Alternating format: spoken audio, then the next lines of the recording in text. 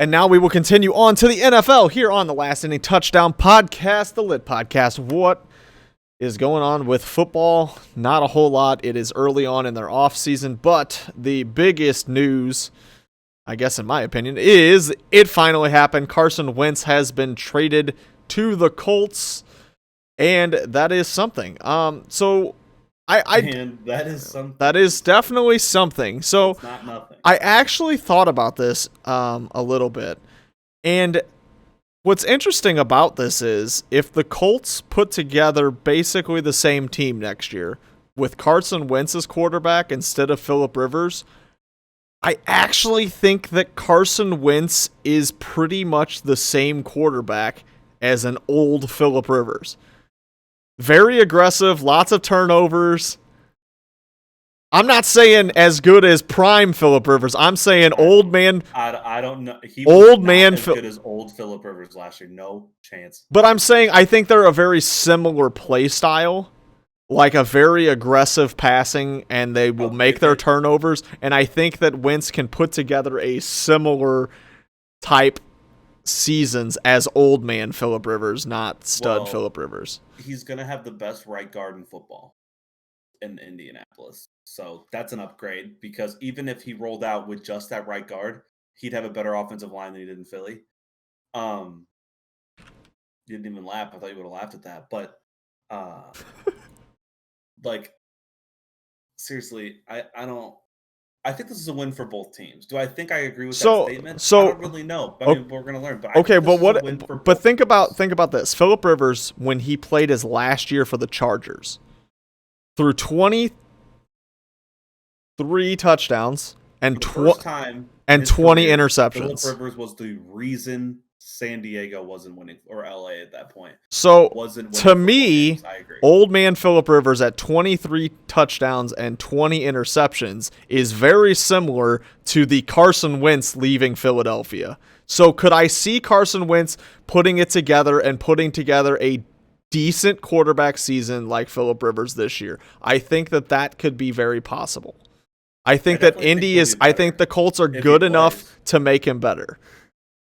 I mean, the reason why a lot of people think that people can get better there was the guy who's now coaching Philly, because of their offensive coordinator, who's no longer there. There's something to be said for that too. But like I said, I think it's a win for both teams. I think Philly got something in return. They were able to also dump a big, a big contract for next year. They still have to eat the salary cap. They also get to give Jalen Hurts the ability to know, I'm the quarterback. Let me get ready for that. Exactly. He's the quarterback. And then he won't have to worry about playing every week by week, going, am I going to start? Am I not going to start? Right. If I throw this interception, are you going to pull me? And then you can say, well, Wentz had to deal with that. It's like Wentz had many years to be good. And then he was really good. He got hurt. They won a Super Bowl. He was really bad. The team was bad. He got hurt. They then went on a run and made the playoffs, and then won a game in the playoffs, and almost won a second game in the playoffs without him. Like, they had a lot of success. Well, he wasn't, and that's playing. Not even thinking about the fact that happened this year too. They had a lot of success with Foles when he wasn't playing. Even let's say after Super Bowl year, the year they were bad, Foles comes in, they win a lot of games. This year, Wentz bad. Hurts comes in. They still don't win football games, but the offense is definitely better with Hurts than it was. The other thing that I noticed too, that kind of like we were just talking about there, is the Wentz looking over his shoulder. Is honestly, even when Hurts was announced to come in, at no point did I really hear things saying that Wentz was on the hot seat. Like, it kind of felt like Wentz was going to play no matter what, and then all of a sudden they were just like, all right, we got to throw Jalen in here because this isn't working. Like, it really didn't feel planned that they were changing quarterbacks. Well, one thing that would made it weird with them is all of a sudden it was like, man, we can still make the playoffs, and we're like 3-10. And yikes, we can really make the playoffs, and we're not scoring any points, and our defense is playing a lot better, but we got to score some points. And we got a guy who's not a veteran, but he's been doing this quite a while, and he's not scoring any points. And all of a sudden, I can learn about a young guy and potentially make the playoffs? That seems a little exciting to me. Um, and then the quarterback comes out and says that, "Oh my god, I can't My trust my coach feelings, anymore. my My feelings." feelings And hurt. Jalen Hurts just said, "Shut up." And then Jalen Hurts got benched for literally no reason. And then I mean, he was playing bad, but really. And then even he's over here like, "What the hell is this coach doing on the sideline?" Then they hire a good offensive minded coach, and Carson Wentz apparently was still saying, "I want out." And then Philly said gladly. And also Philly made the biggest move of the offseason to prove that they're not the biggest laughing stocks in football right now besides Dallas. They finally released a terrible wide receiver in Deshaun Jackson. They're making some good moves. And I know it's a joke, but that's serious. Like when St. Louis moved to LA and then they hired Sean McVay after firing Jeff Fisher like it might have been even after the year, but they fired Jeff Fisher after his first season in LA. They started like dumping these players that were taking up roster spots that they didn't really need to take up roster spots anymore. Like Right. they're not really good enough to hold Yeah, roster because spots. that's They the were thing making is too much money when they were veterans, and you're like, if you're comparing the Avon two, Austin like got cut and things like this, and you're like, well, thank God they were doing this because I'd rather pay a young guy not much than pay an older guy a little more well, with not to less mention the upside. fact that yeah, that's the thing is it's like you're saying, man, I got a 1 billion-year-old Deshaun Jackson who has been hurt every season of his entire career. Alshon Jeffrey too. Alshon Jeffrey, the same exact case there, 1 billion years old and hurt every year of his career. You're keeping these guys instead of even giving the chance to somebody who maybe surprises you and becomes a decent player. Like you're not somebody with upside is not getting a chance because you've got some guy that's going to come out there play And give you 20 450 yards receiving right. and play every snap. He's gonna play freaking for 20 minutes a game because he's gonna come out with a hamstring injury every single roll his ankle on every other play. But I mean that's really what it was. It was like. So it's like And the you're Eagles have just the worst receiving core ever. yeah, it's pretty brutal. Speaking of people that receive footballs, though, I saw a report that Hunter Henry is going to test free agency and not stay with the Chargers. So that's an interesting one because I think Hunter Henry is a potential stud. I know tight ends this year kind of didn't really perform, but Hunter Henry is a stud in my mind as far as tight end goes. And I know that's what's interesting is Hunter Henry last year didn't seem to be a Herbert target, where Hunter Henry with Phillip Rivers was like Phillip Rivers Philip loved his Rivers tight loves ends. his He tight loved ends. his Yeah, tight ends. there you go. Holy crap. We just said the exact same Where thing. Herbert didn't see like I watched several of their games, and on third down, Herbert was like, "Where's Keenan Allen?" Almost every single time. It wasn't like, "Where's Hunter Henry?" Hardly ever. And so I could see why they let him go, but I also think that, you know, I like that threat at tight end, and if they don't have Hunter Henry, I don't know that they really have anything at tight end then. And so it'll be interesting to see what happens there. But I think that some team is going to get a stud tight end in Hunter Henry. And so it'll be interesting to see where he goes. Reports are he wants to play somewhere with a good quarterback. No shit. No shit. It's somebody who receives footballs for a living wants a good quarterback. Maybe he'll go play for the Colts. Carson Wentz did almost win an MVP playing under the head coach of the Indianapolis Colts, by the way, as the offensive coordinator. Yeah. Frank Reich was the offensive coordinator for the Philadelphia Eagles, I believe. And that's what they said. And he threw 33 touchdowns, 7 picks, and averaged 7.5 yards an attempt, which is decent. So it'll be interesting to see how Wentz performs for the Colts. I think he will be better than he will ever have been in Philadelphia again. And then since he left, he threw 64 touchdowns, and which was twice. So he threw 64 touchdowns, but he threw 4 times the amount of picks. So he threw 2 times the amount of touchdowns. So he pretty much threw an extra pick for every. I don't know what I'm trying to say. He threw a lot more picks than touchdowns when he left, and his yards per attempt went way down. So maybe Carson Wentz does, and he's got a decent team around him because Philly's on the. Yeah, I think that's going to be the big thing is Carson Wentz is going to be able to relax a little bit and not feel like he has to literally carry the team because there are so many times Carson Wentz is trucking downfield like he's the only player on his team. So it'll be interesting to see if he can kind of relax and play a little bit better. maybe like a Wentz of old. I don't know, but I think Carson Wentz 2020 into 21 is a fair comparison of Phillip Rivers from 2019 going into 2020 for the Colts. I think that that's a pretty fair comparison there. And then they made Phillip Rivers enough. They made him good enough to win games. And Also, I think that that's what they'll do. I'm looking at a thing here. It says the losers of the trade is the NFL. Not a single quarterback evaluators. Not a single quarterback drafted in the first round from 2009 to 2016 is still on their original team. Dang, that's a very interesting statement there. That's to be fair. That's 2009, 12 years ago. right. But at the same time, like Tom Brady played a long time. Peyton Manning played a long time. Ben Roethlisberger played a long time. Phillip Rivers played a long time. Russell Wilson's played a long time. Not a first-round quarterback, though, but you know what I'm saying. No, so that is interesting, though. And no one can evaluate quarterbacks. Toughest position in sports. It's definitely something. Definitely something. Andrew Luck cheated that by retiring.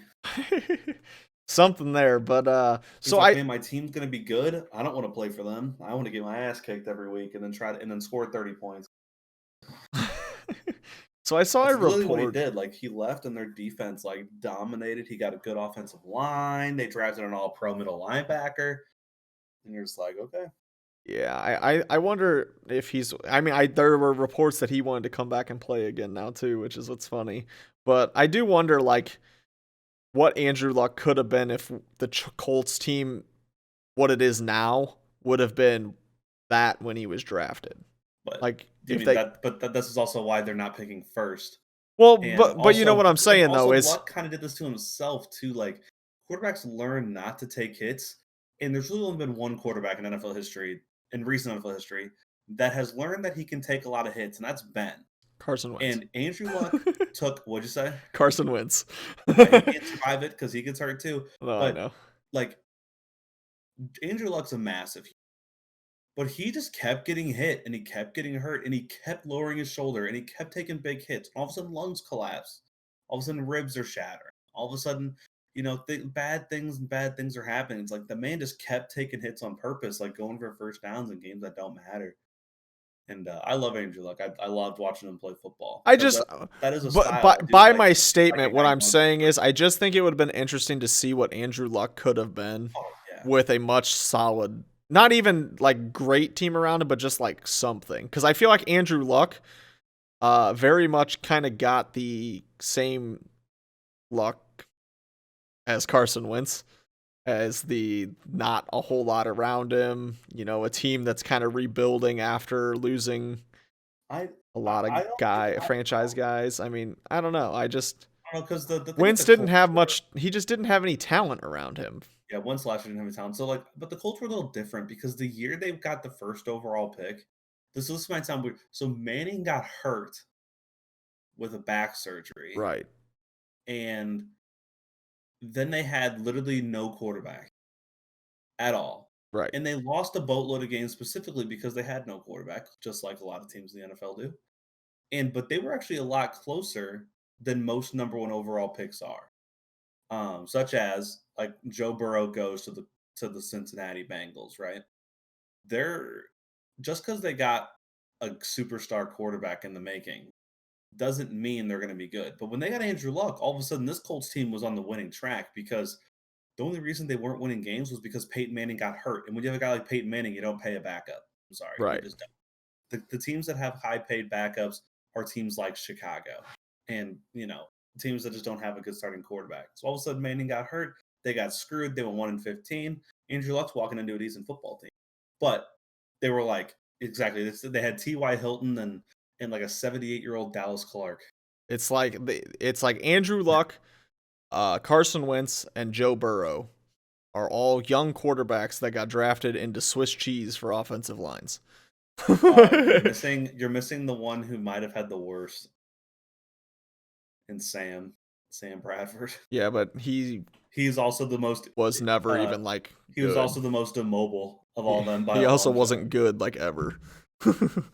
He was like, I still can't believe that they rated him like as this like god tier prospect. He's literally, I still think like until until Burrow, he was like the number one overall quarterback prospect, like ratings coming out of when they talked about it coming out of college. It's like him, Luck, and Peyton. So And now I think it was Burrow. I'm interested to hear what you think about this one. I saw this report. I mean, Lawrence. I saw a report saying that Big Ben could get cut from Pittsburgh. That'd be pretty baller. That would be very interesting. Von Miller getting cut from Denver would be pretty weird. I just like couldn't imagine. I mean, if you're Big Ben, do you just say like I'm done and retire? Like I don't know. Like what do you do there? Like he's had some injuries. I've heard that he wasn't real healthy at the end of last season either. I'm just interested. Like it's like that's another one of those guys who's played for a franchise his whole career. He's done a lot of winning there. The thing is though, they haven't done a lot of winning in recent memory though. Like when was the last time when you feel like Pittsburgh won a playoff game? Yeah, but they had a winning season and made the playoffs. Yeah, regardless of that's not what Pittsburgh's about. But it doesn't matter. Like it's not like he's out there producing losing seasons that aren't interesting. Like they are still a winning team pretty much every year. So I mean, they've done a lot of winning. I didn't necessarily say playoff winning. They've just done a lot of winning. Yeah, you're right. I mean, they made. But what's interesting about that more than anything though is why would you cut Big Ben when you just had a tremendously good record and you have no backup quarterback? Because you've obviously shown that you cannot win without Big Ben. I think, dude, I told you, I was incredibly impressed with Mason Rudolph's Week 17 performance. And when I say impressed, I just mean I'd said going into the playoffs that I believed that Cleveland was going to win the first round because I felt like Mason Rudolph played pretty damn good football and they lost to Cleveland anyway. And I didn't think Ben would have outplayed Mason Rudolph in Week 7. Now, if I roll up Mason Rudolph's stats or the Pittsburgh stats, they're not going to look that good. But when I just remember watching the game. I just think back to 2019 when Big Ben was hurt and they were a trash team. I mean, it was pretty much that simple. They were not good. Again, felt like, I mean, I could be, devil's advocate here. I felt that Mason Rudolph kind of got really unlucky in the fact that he took an absolute mutilating hit from Earl Thomas that literally slept him on the field, and I thought it was incredibly illegal. Some people agreed, more people didn't agree with my statement. Not saying people were talking to me about it, but when you just looked at the Twitter sphere, a lot of people thought it was a legal hit, and then he got literally assaulted by Myles Garrett, and only really played 6 games. I felt like he didn't have enough of a chance because after taking that massive hit, I mean, that hit was one of the biggest hits in the NFL of the season. I mean, it was a brutal hit. And then taking a hit to the head and causing a concussion, 2 concussions in 6 weeks or whatever it was, I felt like we didn't get what we could have seen. And, but do I think he's going to come out and be the star? No. But do I think he's going to come out and be as bad as some people think he might be? No. Well, I guess the only thing you could say on the flip side, though, is, if I'm the Steelers and I'm not re-signing Juju, if James Conner is gone, then you're looking at your team and you say, maybe it's just time to rebuild.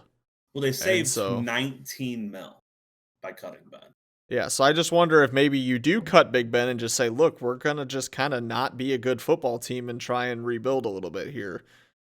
So maybe that is the direction they go. But on the flip side, though, I guess if I'm the Steelers and I've got a pretty solid fan base, I'm going to keep Big Ben just because I want the name Big Ben and I want the 19. But that's the thing is, that's kind of what they have to figure out. But I guess the way I look at it is $30 million over the cap. So all of a sudden they'd take less of a luxury tax hit. But would save 19. My thought is though, if Juju walks, Connor walks, and then you cut Big Ben, why is anyone going to come watch you play football? There's no one to watch on your team anymore. Do people really watch Juju? I thought Claypool was kind of the guy there. But what I'm getting at, he was last year, and I mean they've got other James Conner either, didn't he? Wasn't he just absolutely terrible? He wasn't good, but they're names. They're players that have been good. They were names. They were your stars for that roster. And so if you lose 3 of them, I think Pittsburgh, what you could do with Pittsburgh though, is you can make, because of their fan base and how awesome their fan base is, for football. I think you can really make anybody a star. Not the star, not an actual But the star, other but thing, like you could I make the don't know. fans I star. look at it like, but Big Ben is your Oh franchise yeah, oh name, yeah. so you're Like gonna cut he's him. like an 18-year guy. Yeah, and that's the thing is you cut him, and then potentially he goes and plays somewhere else, kind of breaking that he's a Steeler for life, and kind of like the Yachty Wainwright thing we talked about. It's like, but the difference is here you have Tampa Brady. a team that's not going to necessarily be good. So my thought is you just keep the guy for the fans, let him finish his career here, and unless the thought is we can't keep Big Ben because our team's going to be too good to rebuild.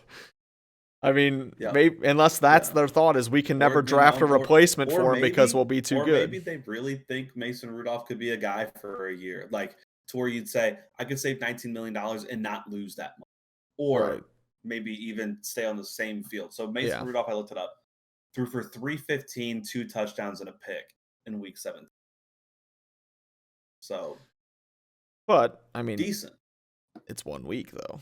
I I personally, thought he looked if good, I am but I do judging understand this, it's 1 week. my thought is if I'm judging the Steelers without Big Ben, I'm taking 2019 when they played without Big Ben. That's how I'm looking at it. I So just disagree, man. Like that's I said, just that's I how I thought have to look at it. I mean, my thought is if you're asking for a team to play a season without the quarterback and you've had a season without that quarterback, that's the way but I they've kind of look at grown it. so much, and like I said, they were in such worse quarterback situation. And what happened to Mason Rudolph in his second year in the league comes out and gets his head clocked clean off his body, like, and then took a helmet hit, a literal helmet swing that no one has seen in decades. Like seriously, when was the last time that I never even thought that was a thing? And all of a sudden, he got hit with a helmet in national television. Uh, I don't know. You know, we're gonna learn. Yeah, Do I mean, do do the I guess we'll Steelers. see what they're gonna do here. I just, Regardless, I think they're the third best team in their division. yeah, With either quarterback, I think the third best team in the division. I think Cleveland and Baltimore. interesting, very interesting. But I mean, yeah, there's nothing we can say that's going to make it come true.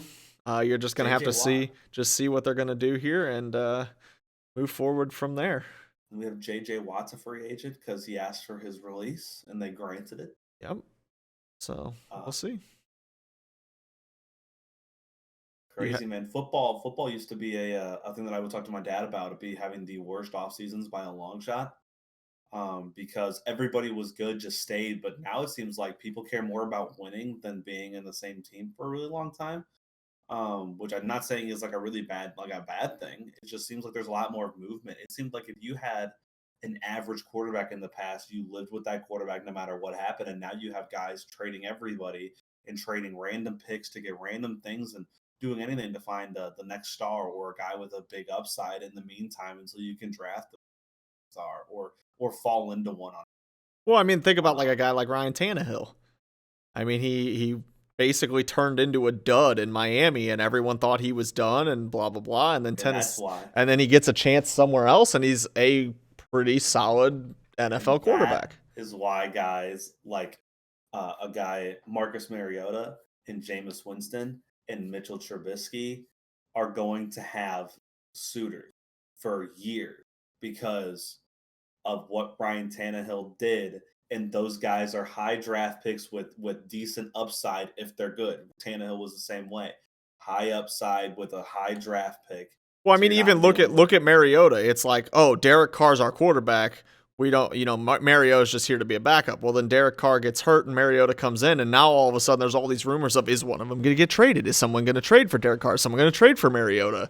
So it's like it instantly I sparks didn't even something. see Mariota play really as I mean, people were talking about like the dude was the next like a Hall of Famer in these games. I went to look at his stats and I'm like, I mean, Ryan Fitzpatrick's the greatest fourth quarter off the bench quarterback I ever seen in my life. Why are we comparing Marcus Mariota to like does like he'd come off and throw for like 110 yards, 2 touchdowns, and a pick and a half, and we were talking about him like he was a freak. And that's coming from a Marcus Mariota fanboy. I thought that guy was the greatest thing that had ever come out of college to play quarterback. I thought that guy was going to change the way people evaluated quarterbacks. I thought that guy was going to just dominate the NFL, and he has not done. But I don't know, but that's why those guys will always have jobs because the upside. Sam Darnold's going to get a couple more chances before he goes. Um, Yeah. By the way, if Carson Wentz got a third and a potential second, how little is Sam Darnold worth? Like, because people were talking about, like, that's what kind of hurt the Jets right now is they really needed to trade Sam Darnold if they wanted to trade Sam Darnold because now the benchmark's been set. Like, Carson Wentz got set here. Now, every other quarterback's going to have to, like, okay, we got Right. Carson. The market is here. A third and a potential second, depending on playing ability. So now we're going, well, Sam Darnold's worse than Carson Wentz. Yeah, it's like you So really needed to now, trade him after now Jared 3 Goff. years, yeah, now 3 years after benching, I mean, after drafting him with like the first overall pick or whatever it was, the third overall pick, we're gonna get like a 4th-round pick for this guy or a 5th-round pick for this guy. Right. It's gonna be And brutal. then you're like, okay, well that means 3rd-round pick. That means Deshaun Watson's valued probably pretty right. You know, we're gonna get like 3 first-round picks for this guy and stuff like that. You know, it's It'll be yeah. interesting. Definitely interesting to see how this offseason plays out, and we're just getting started in it. Yeah, football's like. But we will crazy. definitely see. Does Moving everyone have a coach? forward. I don't have any idea, and I don't know. I forgot. I'm the coach guy. You know. Yeah, you're the coach guy, but it'll be interesting to see how this all plays out moving forward. But that'll end our NFL segment there.